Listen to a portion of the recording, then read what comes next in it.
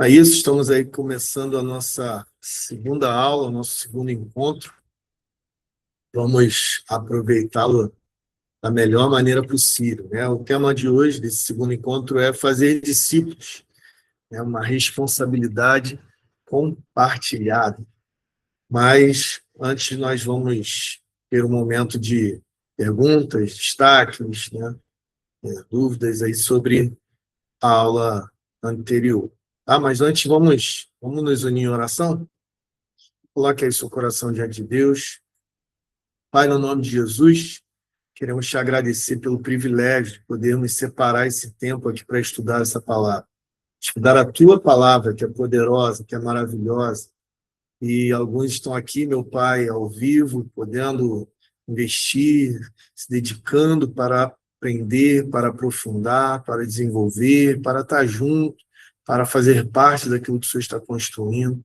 Outros estarão aqui assistindo a gravação, mas eu também acredito, meu Pai, que faz parte de uma fome, de uma sede que o Senhor tem gerado por aprender mais, por descobrir os seus planos para a nossa vida, e tem mais gente entendendo isso. Então, eu quero te agradecer e quero, como ontem, te pedir, prepara o nosso coração, prepara o nosso espírito para que não seja mais informação, para que não seja simplesmente mais um curso, mais um lugar que eu vou me formar, mas, Pai, que nós possamos realmente estar comprometidos em ouvir o Senhor naquilo que nos falta como discípulo e que possamos estar comprometidos em responder à altura daquilo que o Senhor nos falar. Então, meu Deus, nos ajude também hoje, não só os seus filhos que vão ouvir, mas também me ajude aqui para falar, para que eu não só fale, mas que eu também te ouça e seja transformado e que eu possa também ser uma árvore frutífera, um discípulo que produz muito fruto, porque isso dá glória ao nosso Pai. Então, eu te agradeço em nome de Jesus. Amém. Graças a Deus.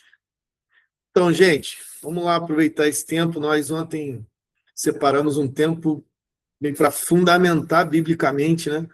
Gastamos todo o tempo da aula lendo textos bíblicos que fundamentam essa palavra, né? Ser discípulo, o que é ser um discípulo, o que se espera, o que Jesus espera de um discípulo. Então, nós conseguimos fazer isso ontem, ler todos os textos bíblicos, comentar, refletir um pouco sobre cada um deles. E, antes de ir para o próximo passo, ontem alguém comentou, estava cheio de perguntas aqui, né? Não sei se estava brincando, mas queria ter esse tempo, vamos dedicar pelo menos uns 10 minutinhos para a gente ouvir aí perguntas, dúvidas, ou também destaques, contribuições. Se a gente puder ser bem breve, né, cada um por um minutinho, falando, compartilhando aí, eu acho que dá para um número bom de pessoas falarem. Aí, se você puder, coloca aí o seu ok, ou sua levantadinha de mão aí, que o Eduardo vai ajudar a gente aí para organizar, ou se você preferir, quer colocar lá no chat também as perguntas, se tiver muita gente, quiser colocar lá a pergunta, o comentário, o destaque também pode, e aí ele vai juntando e selecionando aí para a gente. Tem alguém?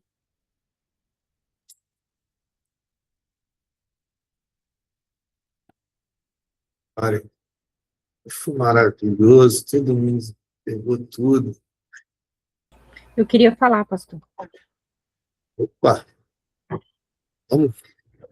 Então, boa noite a todos. O que eu meditei, né? Eu até estava lendo um livro aqui antes, mas não parava de pensar, né, no que na aula de ontem, no que eu ouvi ontem. Assim, eu tenho 3 filhos, né? 2 meninas e um menino. Graças a Deus, todos estão na presença do Senhor. Mas mexeu muito comigo aqui, embora eu sou uma pessoa que estou disponível para a obra, para servir, para evangelizar, o que o Senhor mandar. Mas o que me marcou mesmo foi quando ele falou, o pastor falou aí, né, que em Lucas, no capítulo 14, lá, que assim, quem não pode ser discípulo de Jesus, né? Aquela pessoa que não abre mão, né? Que não abre mão de bens, de família, de sacrifícios, de tudo isso. E isso mexeu muito comigo, muito mesmo. E, e a Bíblia mostra o Espírito Santo tão doce, né? Realmente o Espírito Santo é muito doce. E eu falo até de uma experiência que eu tive numa viagem recentemente, onde o Espírito Santo me bateu muito forte. E ele me constrangeu. E eu me senti ali surrada por ele. Porque eu já estava ali muitos dias, muitos anos. Todo ano eu vou para lá. E lá numa praça eu fui confrontada, onde eu chorei muito, confrontada pelo Espírito Santo, não foi por ninguém. Pelo contrário, quem estava do meu lado queria até me socorrer, porque me viu chorando assim. E é onde falava, e eu senti naquele lugar que ele falou comigo. Estava lá comendo uma tapioca, me divertindo, no lugar, assim, um lugar que, né, conhecido, e lá chegou uma pessoa, e eu vi lá, tinha uma senhora cantando músicas de amargura, né, numa caixa de som, e eu apenas pensei assim comigo, meu Deus, como ela está machucada, inflamada, e ela está ali cantando coisas de amor, de sofrimento, né, de paixão mundana, né, de paixão de uma mulher por um homem. E eu só ali falando e não fiz nada, e chegou uma pessoa, do nada pediu ela para usar a caixa de som, ela não quis deixar, ela falou que estava com defeito, que não podia, mas aí ela falou assim, não, deixa eu usar, que aí tem um QR Code, eu faço um Pix para você. Aí a mulher, mas você vai falar de quê? De que você vai falar? Não está funcionando. Ela falou, eu vou falar de amor. Então ela pensou que ela ia se unir com ela e falar da amargura dela e estar junto. E naquela hora ela falou do amor de Jesus. Naquele lugar. E toda aquela praça, aquela feira, né? Boa Viagem. Todo mundo se rendeu ali, o Senhor e o Espírito Santo falou comigo ali naquele dia, você vem para cá todo ano e não fez isso. Precisou de uma pessoa vir de fora, de outro lugar, para fazer isso, mas você está aqui tudo bem com a tua família. E quando que você vai fazer isso?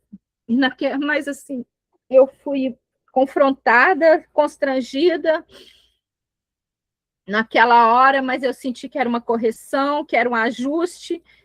E assim, graças a Deus, naquela noite eu voltei para onde eu estava hospedada e foi uma noite de experiência com o Senhor, foi grande, mas assim, isso ainda mexe muito comigo, porque a gente está muito preocupada com o nosso bem-estar, né? Igual aqui agora, eu estou no escritório da minha casa, estou no ar-condicionado. A minha filha acabou de trazer um chá, né? E, enfim, obrigada, minha filha. E a gente não se preocupa com as pessoas que estão aí na rua, as pessoas que precisam de ouvir. Naquele momento, aquela mulher, aí ela falou assim, quando ela terminou de falar, né, a missionária falou, a moça, que tinha tido um evento muito grande, gospel, um evento de cunho religioso na noite anterior, ela falou, orou e falou, agora me dá o Pix, que eu vou fazer o Pix. E aquela mulher que estava cantando se rendeu.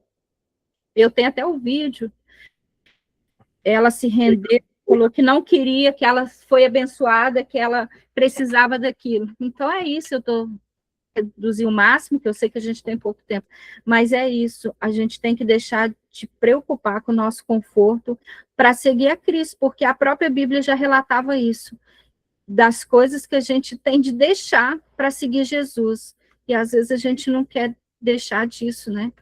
Então, é só isso. Eu vou encurtar por aqui para não tomar muito tempo. Obrigada pela oportunidade. Obrigado, Viviane. Obrigado por compartilhar, tá? É isso aí, é isso aí. Eu acredito nisso. Fomos chamados para dar muito fruto, chamados para pregar, tempo fora de tempo. Obrigado, Viviane, por compartilhar, tá? Mais alguém, gente? Dividir algo aí, você como a Ivaiana, que mais te marcou, que chamou sua atenção aí, tem um espaço para a gente ouvir mais alguém? Ou alguma dúvida, alguma pergunta, quiser aproveitar, beleza. Senão, nós partimos para a segunda aula, que já está o gatilho aqui. Dou-lhe uma. dou-lhe 2, dou-lhe 3. Então, partiu? Aula 2. O que fazer quando os de casa não querem? Eita, Jesus, isso aí sai muito. Posso dividir uma experiência, pessoal? Eu tive o privilégio, tenho tido o privilégio aí de fazer parte da salvação de muita gente, né? De poder alcançar pessoas para Jesus, ganhar, discipular. Nesse período aí, antes de pastor, né? Trabalhava com evangelismo de rua. Então, há alguns anos Deus vem gerando essa paixão por almas, por pessoas, e tive bastante experiência assim de ter privilégio de fazer parte, né, desse processo de salvação de muita gente. Mas na minha família eu tenho pouquíssimas histórias de pessoas que estão no Senhor, né? Pouquíssimas. Temos gente da minha família em diversas situações, diversas condições, né, que até agora não escolheram. Um dia eu aprendi que eu não posso converter ninguém, mas eu preciso estar certo de que eu preguei com palavras e com a minha vida. Jesus, ele não garantiu que os discípulos, que era quem andava mais com ele ali, não fosse perder lá. Ele tinha liberdade de fazer a escolha dele, mas Jesus tinha a minha certeza. Ele pregou e ele deu exemplo do que era viver com Cristo, que a vida com o Pai, o propósito de Deus, fazer a vontade de Deus era a melhor coisa do mundo.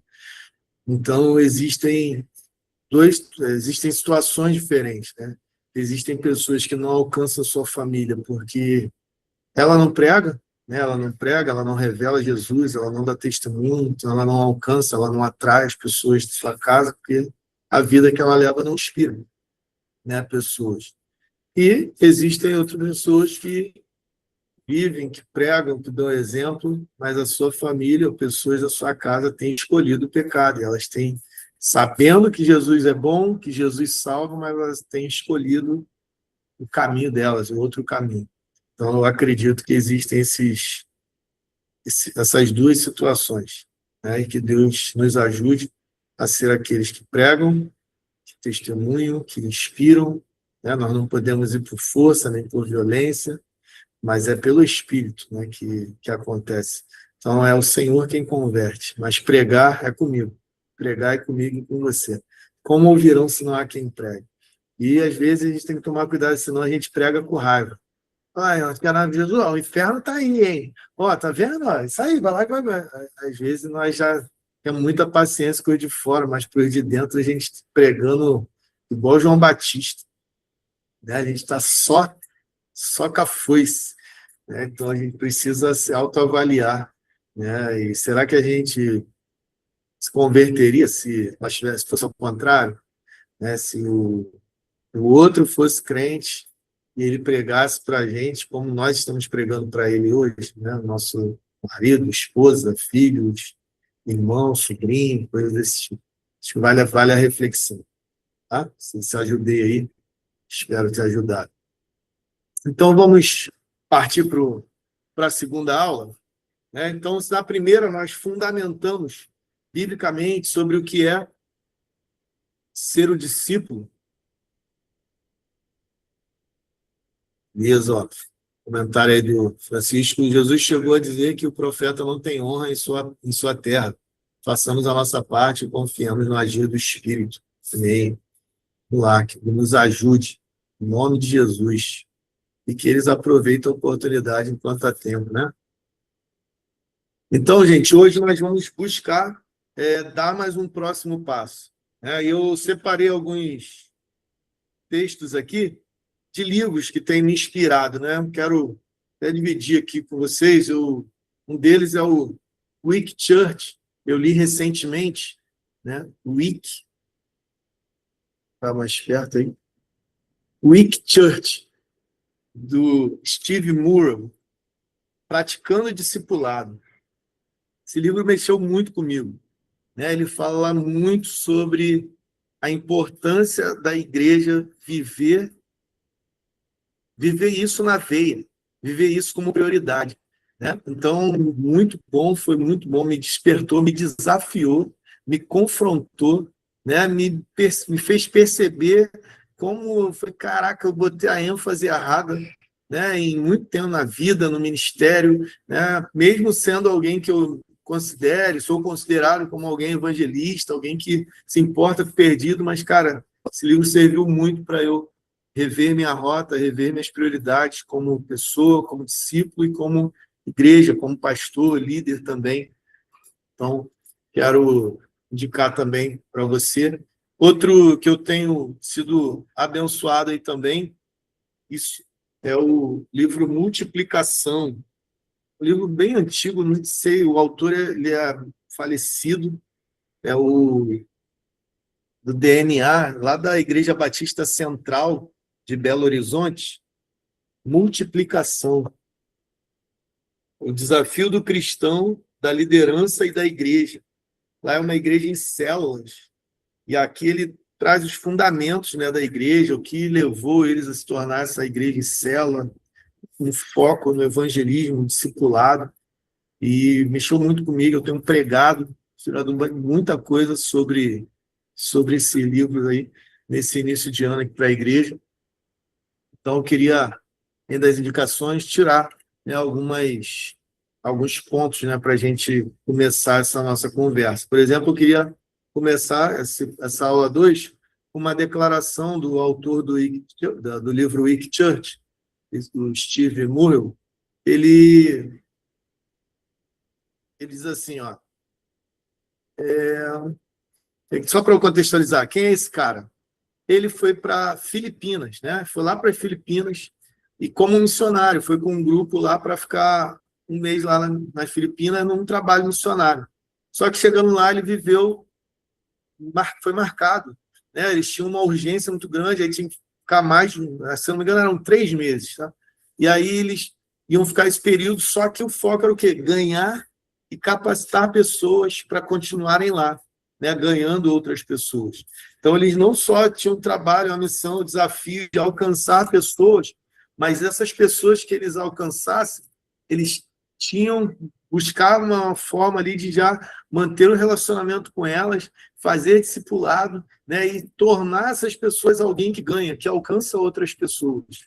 E esse cara ficou nesse tempo, com essa urgência, levou eles a focar de uma maneira incrível nisso, e viverem experiências incríveis, no sentido de ganhar pessoas que estavam lá, converteram há um mês, e as pessoas estavam convertidas há um mês, começaram a ganhar outras pessoas, ganhar colegas de escola, ganhar amigos, e já começaram a discipular esses amigos.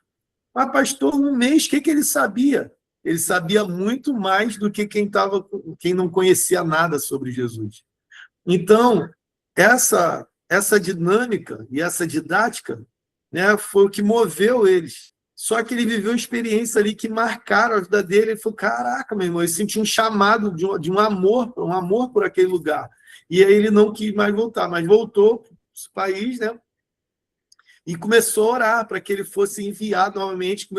Ele sentiu a chamada de Deus de ir para aquele lugar para ficar, e a liderança dele ele não era a primeira opção, ele não era o grande evangelista, um pregador, né, muito bom, mas o coração dele ardeu por isso. E ele ficou ali na expectativa, orando, até que ele foi para mais um tempo.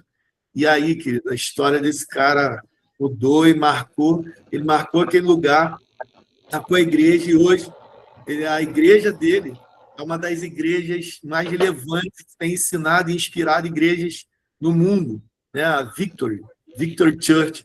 Então, tem vivido um crescimento, está com milhares de pessoas na sua igreja, como membros da sua igreja. Dá uma conferida aí, alguém que está com áudio, tá? Por favor. E aí, cara, ele tem vivido algo muito poderoso, algo muito incrível, né? Mas isso aí fala, cara, esse cara é diferente, esse cara é diferenciado, ele tem um poder muito grande. Aí eu destaquei um texto aqui dele falando sobre ele, né? Diz assim, Steve Murrell, que está vivendo uma colheita incrível, liderando uma igreja super relevante nas Filipinas. Olha o que ele disse sobre si no livro Weak Church. eu não me sentia preparado. Eu não tinha apoio financeiro para ficar lá na missão. Eu não era um grande evangelista. E eu não era também um orador dinâmico ou um líder inspirador. Outra coisa, eu nunca tive a intenção de pastorear uma grande igreja e nem de liderar uma missão internacional. Que é tudo que ele fazia agora, que ele faz agora. Ele é pastor de uma mega igreja, que tem várias outras igrejas, e ele é líder de uma missão que tem movido pessoas em todo o mundo. Só que ele falou que essa capacidade, essa limitação dele aos olhos humanos, até mesmo aos olhos ministeriais, assim, as pessoas, ninguém brilhava muito os olhos por ele, nem ele mesmo. E aí ele diz o que ele sempre teve, o que nunca faltou nele. Aí ele diz assim: tudo que eu sempre quis foi honrar a Deus e fazer discípulos. Aí pegou. Tudo que eu sempre quis foi honrar a Deus e fazer discípulos. E todo o resto aconteceu a partir disso. Isso me chamou a atenção. É sobre isso que a gente falou na aula de ontem, e eu quero que a gente desenvolva um pouquinho mais. Aí fala, eu quero que igreja grande. E falou, cara, enquanto houver uma pessoa não salva na minha cidade, a minha igreja não é grande o bastante. Olha a mentalidade do cara. Não é por ter uma igreja grande, é porque eu quero mais gente salva na minha cidade, no meu bairro. Eu quero mais gente marcada, eu quero mais gente mudada. Entende? Então nós precisamos urgentemente rever os nossos conceitos sobre o que é ser um discípulo. Nós precisamos assumir, descobrir o que é ser um discípulo que tem essa paixão. Essa paixão precisa ser comum. Que paixão, pastor? Esse desejo intenso de honrar a Deus e fazer outros discípulos. Como nós vimos, né? É vontade do Pai que a gente dê muito fruto. Nós fomos chamados, Mateus 28:18, para ir e fazer discípulos de todas as nações, ensinando esses discípulos a guardar o que ele tem nos ensinado. Nós aprendemos que temos que amar uns aos outros como ele nos amou. Vimos tudo isso ontem, temos que imitar, temos que ser igual ao nosso Senhor. Entende? Então a Bíblia já aponta para isso, só que nós temos muitas das vezes focado em coisas que são secundárias da mensagem de Jesus e não temos dado a prioridade àquilo que foi prioridade na mensagem de Jesus. Jesus falou que ele edificaria a igreja e as portas do inferno não iam prevalecer contra ela. Tá certo, querido? Concordam? Está escrito isso mesmo? Jesus disse que ele que ia edificar a igreja, certo? Agora, querido, quem ele falou que ia fazer discípulos? Euzinho aqui, ó. Nós, vocês vão e façam discípulos. Quem ia edificar a igreja? Ele. Só que nós mudamos essa coisa. Nós estamos tão focados, nós queremos a igreja forte, saudável, madura, bonita, com as famílias tudo saudável, e não tem nada de errado nisso. Mas nós focamos tanto em edificar a igreja que nós esquecemos de ir e fazer discípulos. E aí a gente começou a ficar dentro da igreja, edificando a igreja e pedindo que Jesus mande novos discípulos. Jesus faz discípulos, Jesus manda discípulos, Jesus dá. Então nós invertemos a ordem das coisas, invertemos a missão. Então nós vimos ontem em Marcos, né? Chocante, né, Lúcia? Eu também fiquei assim. Então, isso mexeu também comigo quando eu li o livro. Falei, caraca, meu irmão, deixa eu aceitar. Onde que aceita Jesus de novo aqui? Assim que eu fiquei, eu falei, cara, E aí nós lembramos de Marcos 3,13, que nós lemos ontem, 13, 14, onde nós vimos lá que Jesus, né, ele passou a noite orando, depois ele desceu e chamou os dois, chamou os seus discípulos. Para quê? Para que estivessem com ele, mas tinha um propósito, os enviasse a pregar. Então, cara, nós acreditamos que discipulado é estar perto de Jesus e, consequentemente, ser enviado, ser impulsionado, ser vocacionado, ser, fazendo um trocadilho de palavras, equibalado.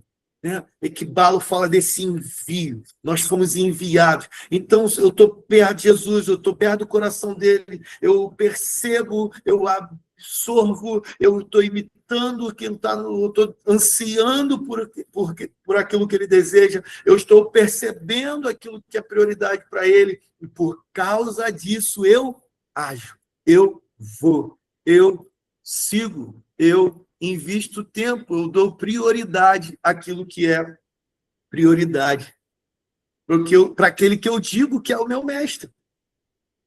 É importante que a gente pense nisso. Outra coisa que nós vimos que João capítulo 15, 8, nós vimos ontem. O Pai, ele é glorificado quando nós damos muito fruto. A vontade do Pai é que a gente dê muito fruto. E aí, nesse livro Multiplicação, eu li um trecho que eu separei aqui também para você, e me chamou muita atenção e trouxe uma clareza muito grande sobre quando ele diz que a árvore que não dá fruto ele corta, mas aquela que dá fruto ele poda, para que dê mais fruto ainda. Olha só o trecho do livro, né? Aqui ele diz que, então, no texto de João 15, a gente percebe que a ênfase está em quê? Em produzir fruto. Se eu estou conectado à videira, qual é a consequência? Produzo fruto. Se eu não produzo fruto, eu sou cortado. Se eu produzo fruto, eu sou podado para quê? Para dar mais fruto. Então, tem uma ênfase. O agricultor é quem? Deus. Então, cara, nós precisamos entender que o agricultor tem uma ênfase, que a gente dê frutos. Ah, pastor, o fruto é fruto do Espírito. Beleza. Mas também é que nós possamos gerar novas vidas para Cristo. E tudo que acontece, um agricultor investe, ele dedica para quê? Para produzir árvores bonitas. É fruto, é por aquilo que ele vai colher, é pela colheita. Aí eu vi um texto, né, ele passando por lugares, por áreas. Ele passou por uma área que era muito desértica, né, muito árido, um solo árido, muito feio, estranho. E aí tinha um lugar que havia uma plantação. E aí ele falou, cara, olha a diferença. Na área que havia um agricultor que tinha feito uma plantação, e ali ele protegeu aquela área, ele irrigava aquela área, ele cuidava, ele usava uma tecnologia avançada, produtos, ele investiu pesado, e, cara, o lugar destoava de todo lugar. 2 metros ao redor daquela área, era totalmente o oposto daquele lugar ali que era tratado. Ele falou, uau, olha que incrível. O agricultor, é como ele investe tanto, e olha que ele conseguiu fazer um lugar que não era produtivo produzir, né, de uma maneira incrível. Então, ele destoa, ele fica diferenciado no ambiente. Aí, mais à frente, aí ele diz assim, olha só, um pouco mais à frente, chegamos a uma outra área, em que centenas de árvores, a perder de vista, estavam completamente sem folhas e os galhos cortados, como se fossem árvores aleijadas. Ouça isso, gente. Como se fossem árvores aleijadas. Uma visão deprimente em comparação à beleza que ele viu na sessão anterior. Aí olha o que ele diz. Na minha ignorância sobre o assunto, eu tive que perguntar o que havia acontecido. Teria sido uma doença e as árvores estavam morrendo? E, para minha surpresa, o agricultor me explicou que aquelas árvores eram as mais excelentes de toda a plantação. Era difícil acreditar que aqueles tocos de madeira poderiam ter algum valor. Ao ouvir a explicação do porquê elas estavam peladas, eu pude entender melhor a parábola de Jesus. Elas foram podadas. Aí olha o que ele diz. Eliminamos tudo que atrapalhava a produção de frutos. Eliminamos, elas foram podadas. Então, assim, nós eliminamos tudo que atrapalhava a produção de frutos. Aí diz assim, volte em algumas semanas e elas estarão carregadas de frutos. E serão muitos, com certeza. Elas são a esperança dessa safra. Com certeza, querido. Aí ele continua, né? Ele comenta, com certeza o público de Jesus na época, convivendo diariamente com a agricultura, entendeu a parábola imediatamente. Deus é agricultor, Jesus é a videira e o mundo é a terra. Jesus foi plantado nesse mundo com o fim de produzir frutos, falando de João 15. Com o fim de produzir fruto, que, entre outras coisas, representam vidas para Deus. Nós somos os ramos ou galhos da videira e estamos ligados à videira com um propósito: produzir frutos. Nós existimos para isso. A igreja, né, o conjunto de ramos, existe para isso. Simples assim. Simples assim. Se não damos fruto, o que estamos fazendo pendurados na videira? É falso, é conexão aparente. Pode cortar e lançar fora o ramo improdutivo. Está fora da visão da vinha. Esse ramo consome energia e recurso, mas não produz. Então, não está conectado em Jesus verdadeiramente. Qualquer semelhança com cristãos estagnados em nossas igrejas não é meramente coincidência. Meu Deus, hein? Deus nos ajude. Que Deus nos ajude, irmão. Eu falei, Jesus, me ajuda aí. Eu quero. Agora eu quero lançar o desafio. Como você pode começar isso na sua vida? Na prática. Eu quero desafiar mesmo você a pensar nisso. Não precisa responder para mim. Mas como eu falei, a ideia é que desse curso não é ser mais um embasamento teórico. A gente quer alinhar nossa visão como igreja, família da fé. A gente quer compartilhar para a gente falar a mesma língua, mas a gente também quer prover um ambiente de transformação, onde nós somos transformados e aí nós nos tornamos agentes de transformação. E aí eu pergunto, como? Isso precisa começar a se tornar uma verdade dentro de você. Como você pode dar os primeiros passos? O que você entende que Jesus está requerendo de você ao trazer para você o entendimento dessa primeira aula que tivemos ontem e agora, ouvindo esses exemplos práticos, essas experiências que a gente está compartilhando? Como você pode começar ou desenvolver isso? Quem sabe você já viveu algo muito intenso assim no passado. Quem sabe você já foi alguém que pregava, tinha mais ousadia, que tinha mais firmeza para compartilhar a sua fé, onde você tinha mais atenção, você ficava mais alerta, mais atento à oportunidade de compartilhar Jesus com as pessoas. Né? Então, eu quero desafiar, inspirar você com todo carinho, mas com meu coração aqui queimando, eu queria muito chamar você a pensar nisso. E aí, vamos para algo prático? Vamos levar a gente a uma atitude? Pensa comigo aí em 3 pessoas. 3 pessoas para você começar. Quem sabe botar num papel aí 3 pessoas que você vai começar, pelo menos, orar por elas e se preparar para você ser um instrumento do céu, para que Jesus seja gerado nessas pessoas. Talvez alguém, um colega de trabalho, um vizinho, um parente. Lembra que eu falei ontem? Eu não estou dizendo que todos nós vamos ser um evangelista. Evangelista é maluco. O evangelista para, igual a Iviane contou lá, o evangelista ele para uma praça, o evangelista vai na favela, o evangelista vai na Cracolândia, o evangelista vai onde poucas pessoas têm coragem de ir. Mas, cara, discípulo, ele pode não ser o evangelista, mas ele precisa falar pelo menos com quem ele conhece. Ele precisa pelo menos revelar e compartilhar Jesus nos seus ambientes comuns. Legal, você está anotando no caderninho. Então, beleza. Pode ser alguém, como eu falei, trabalho, família, vizinhança, faculdade, né? Alguém que está chegando na igreja, né? Alguém que você está vendo, poxa, seja alguém mais atento a isso, a um visitante, um novo convertido, alguém que está sofrendo, alguém que está passando um aperto, um desemprego, um luto. As pessoas falam, pastor, eu não sei por onde eu começo. Começa assim, começa por quem está sofrendo, começa por quem mais precisa. Revela Jesus para as pessoas, cara. Sabe, meu coração queima por isso. Tem que controlar aquilo, já ia chorar.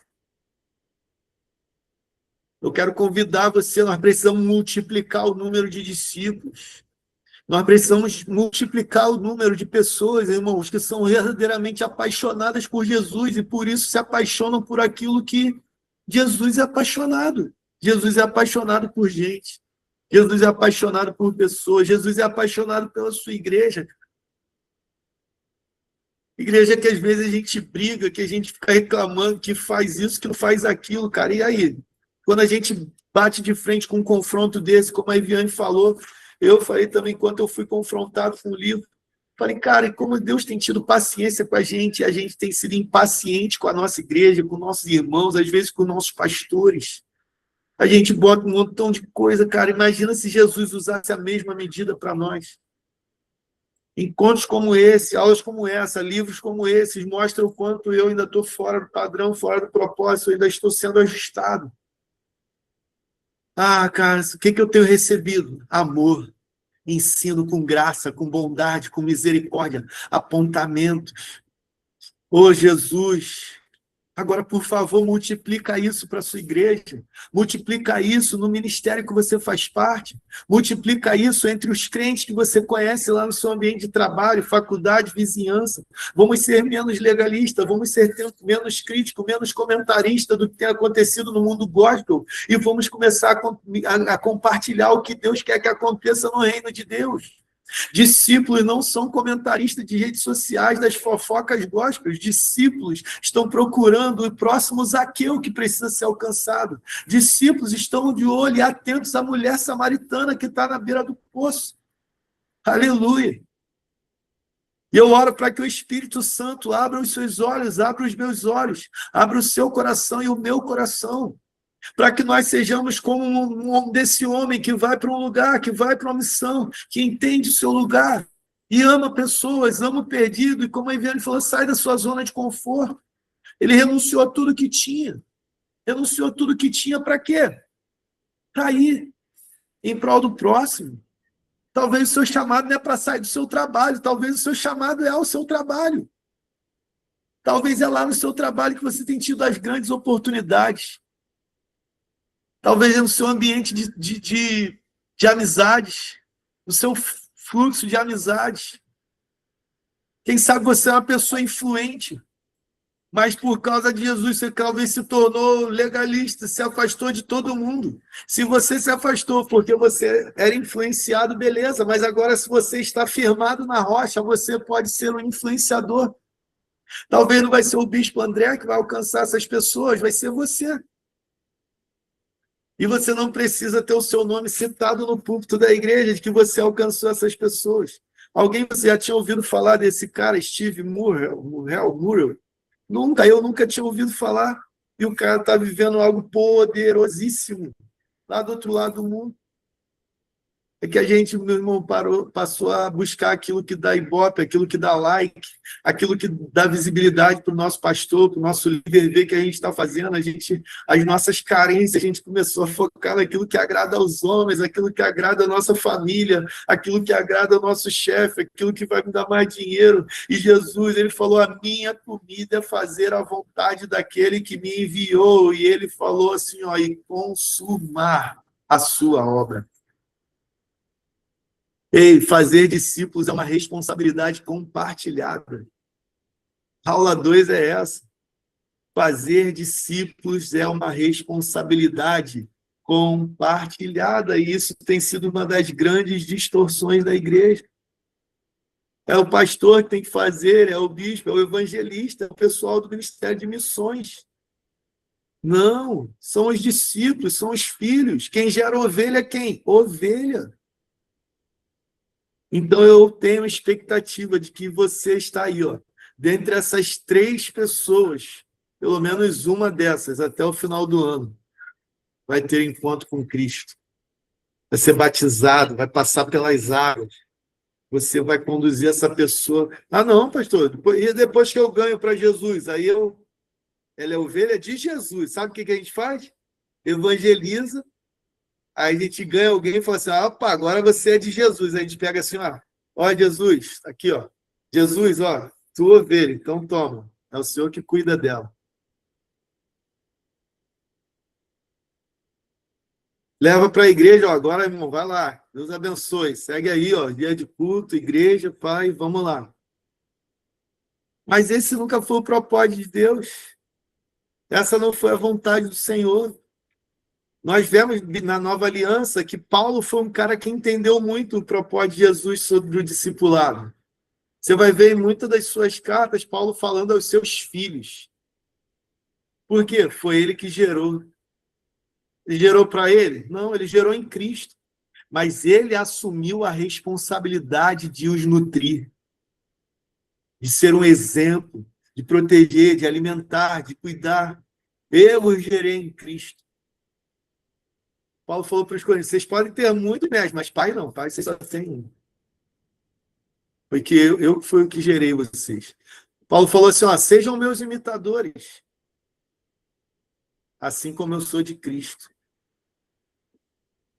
Paulo falou assim, olha, o que vocês têm visto, ouvido e aprendido de mim, façam isso. Seja isso que vocês façam. Entende? Agora a gente fala, não tem que chamar ninguém para mim não, para Jesus. Mas isso, cara, mostra uma incoerência, falta às vezes de entendimento real ou imaturidade. Muitas das vezes a gente fala, não olha para mim não, olha para Jesus. É porque nós não estamos imitando a Jesus.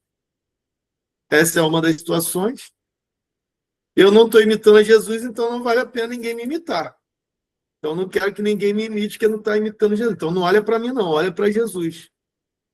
Ou então ou desconhecimento, né? É uma falsa modéstia. Jesus não tem problema, Jesus não tem ciúme de você se as pessoas começarem a imitar você. Por quê? Você é alguém que aponta para Cristo. Você não tem buscado a glória para você.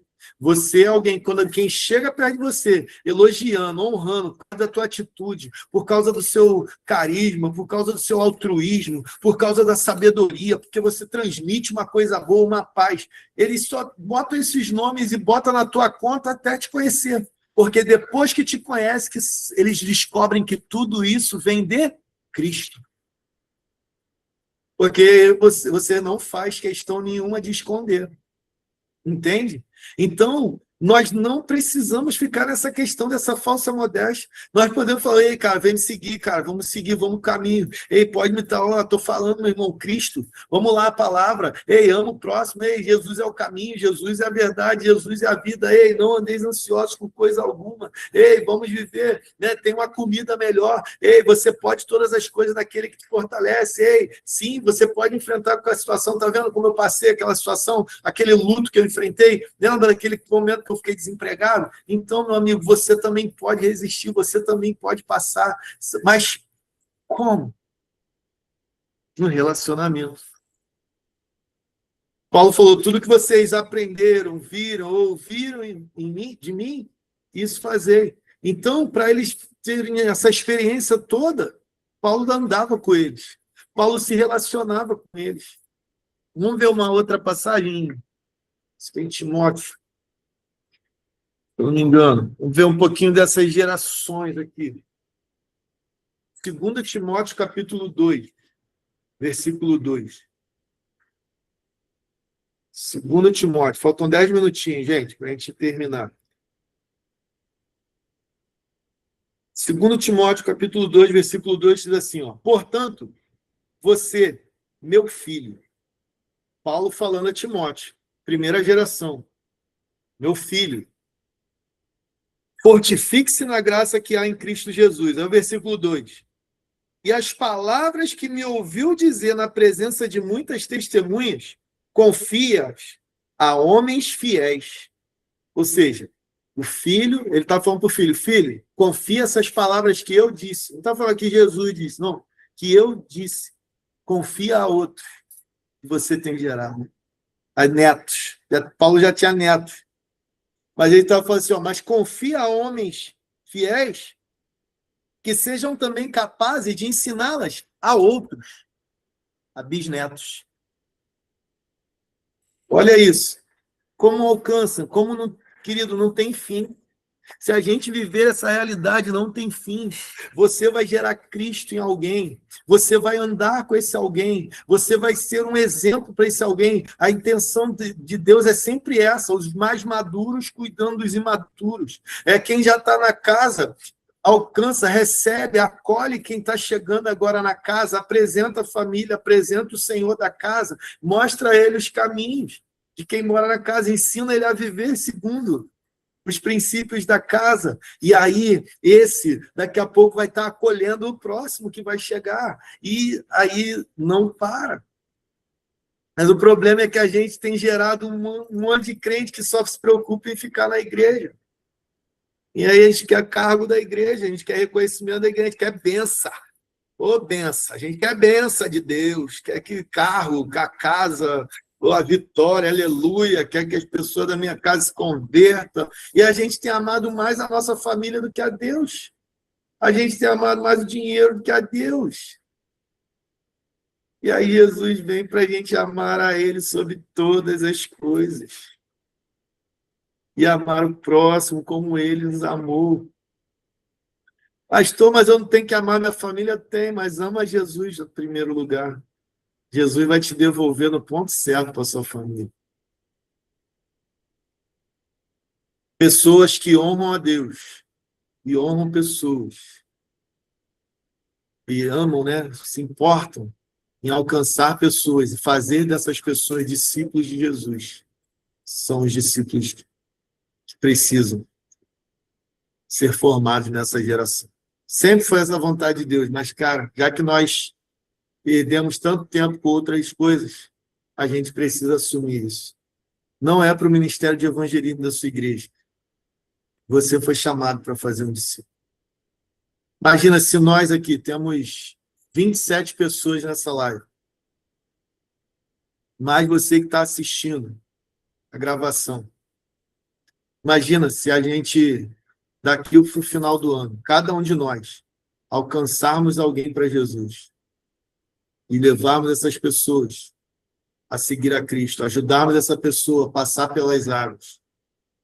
E passar pelas águas já com a certeza, igual Jesus, saiu das águas já para a missão. Esse é meu filho amado, que eu me comprazo. E aí eu vou também pregar o evangelho. Esses filhos que você vai gerar, você já vai ensinar ele a alcançar mais alguém. Tem gente que antes do batismo já está trazendo o outro para Cristo. E já está tendo que te sugando. Cara, e aí me ensina, porque eu estou com um cara lá na escola, lá no trabalho, lá na faculdade. Esse é o propósito. Imagina, 27 pessoas salvas no Rio de Janeiro. 27 novos discípulos apaixonados por Jesus no Rio de Janeiro. Porque pessoas decidiram não só fazer mais um curso, elas não só queriam mais informação, elas decidiram, primeiro, ouvir o que faltava no cristianismo delas, e elas decidiram dar a resposta à altura sobre aquilo que Jesus falou. Tem a ver contigo? Tem a ver comigo, irmão, isso? Vamos lá. Tem 3. Se tu ganhar os 3, maravilha, multiplica o número. Se a gente ganhar, todo mundo ganhar os 3, meu irmão, aí, ó, potencializa. Agora, não ganharmos ninguém não pode mais acontecer. Nós não podemos mais nos acomodar em uma vida cristã que não ganha mais ninguém para Cristo. Aí você não está se relacionando com Deus ou você não está se relacionando com as pessoas. E aí amanhã nós vamos falar sobre isso. Amanhã nós vamos falar de uma vida que influencia. Pastor, como eu tenho ouvido até em Madureira, pastor, como? Eu não me vejo evangelizando, eu não... Como que é? Então, eu quero falar com você amanhã, né, sobre essa vida que influencia. Como viver esse cristianismo, como viver como um discípulo de Jesus que influencia pessoas, que faz discípulos, que alcança pessoas. Jesus não fez isso morando na sinagoga, fez? Jesus morava na sinagoga? Não. A Bíblia diz que Jesus andava por toda parte. Levi se converteu. Levi, Mateus. O que Mateus era? Publicano, cobrador de impostos. Era uma raça privilegiada de pecado. Era um pecado diferenciado ser publicano no nosso tempo. Então, nós entendemos, acreditamos que nós vamos ganhar pessoas no culto. Mas nós perdemos a essência, porque nós fomos chamados a ir. Nós fomos chamados para ir, cara. A igreja é só o aeroporto.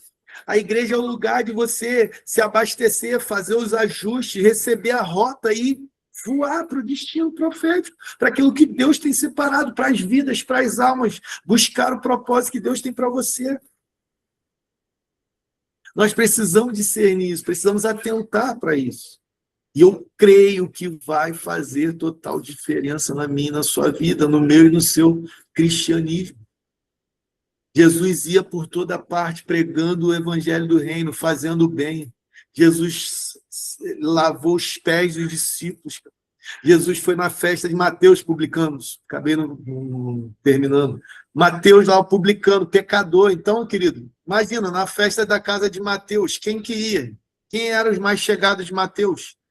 Publicano, uma das classes mais odiadas pelo povo da época, porque eles trabalhavam, eles eram do povo, mas eles trabalhavam para os opressores do povo.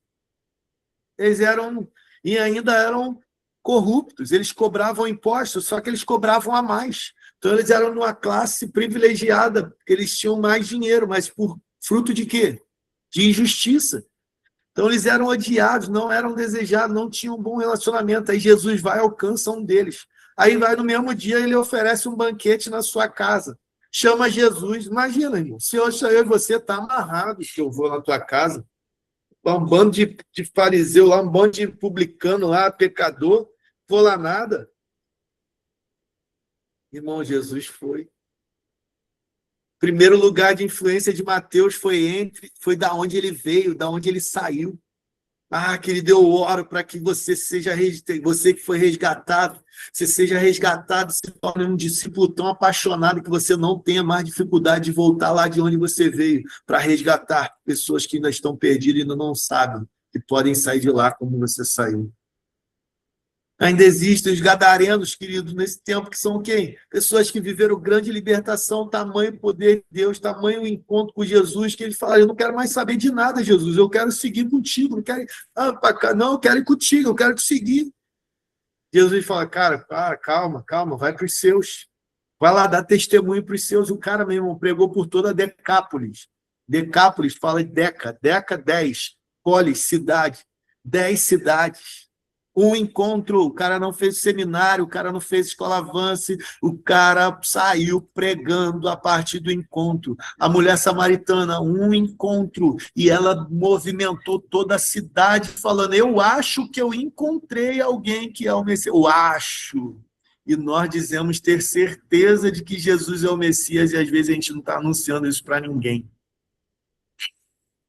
Eu fico com vergonha, não sei você.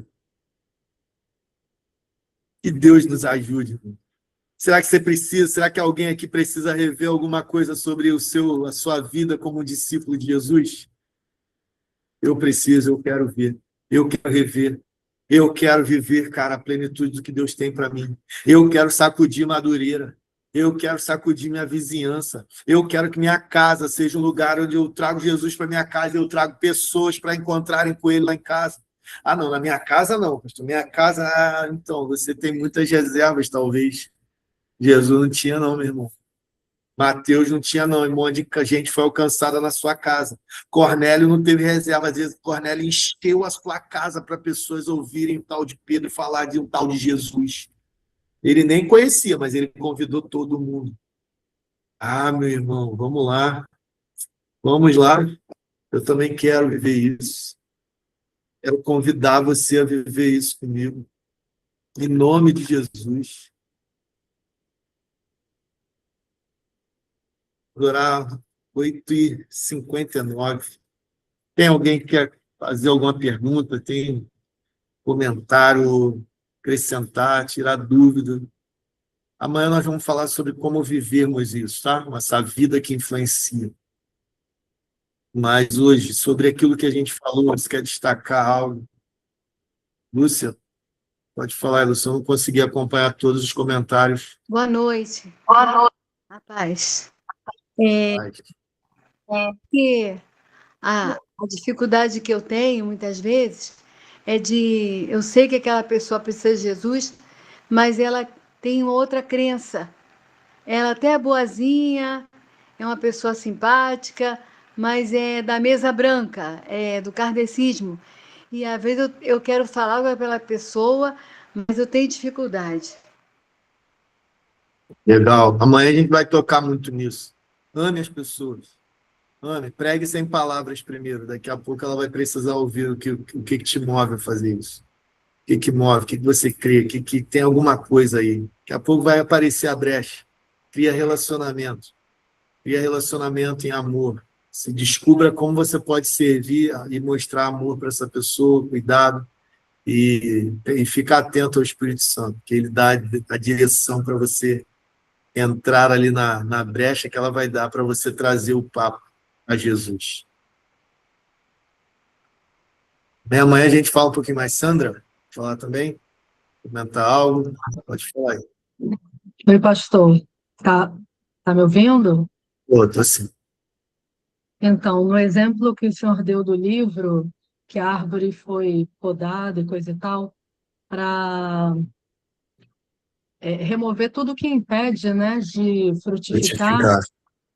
e a gente tem muito problema com isso, né, porque a gente tem, estou generalizando, tá?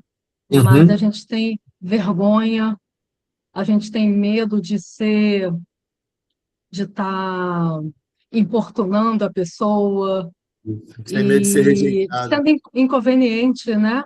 É.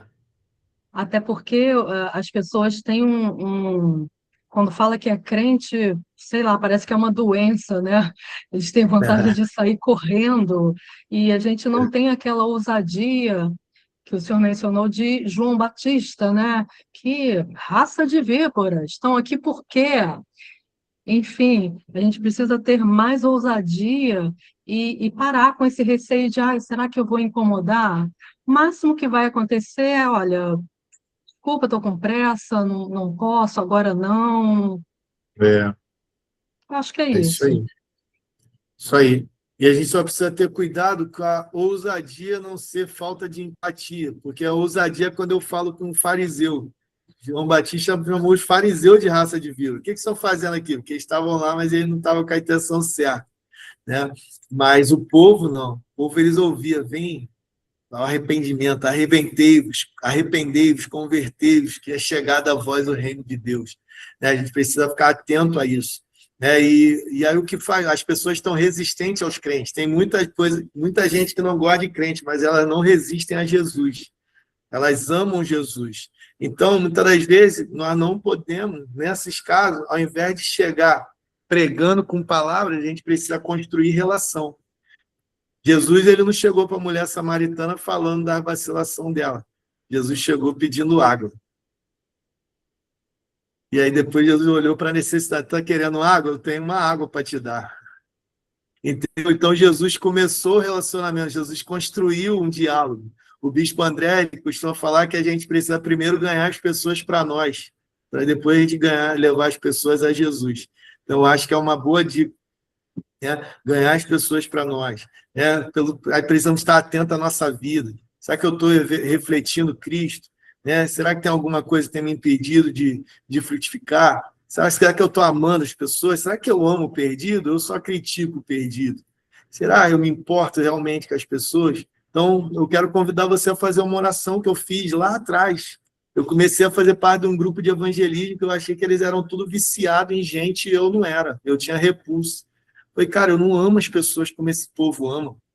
Falei, eu tenho vergonha. Eu falei, Senhor, olha como eles falam, eles oram, eles se importam de verdade com as pessoas. Eu não sou assim.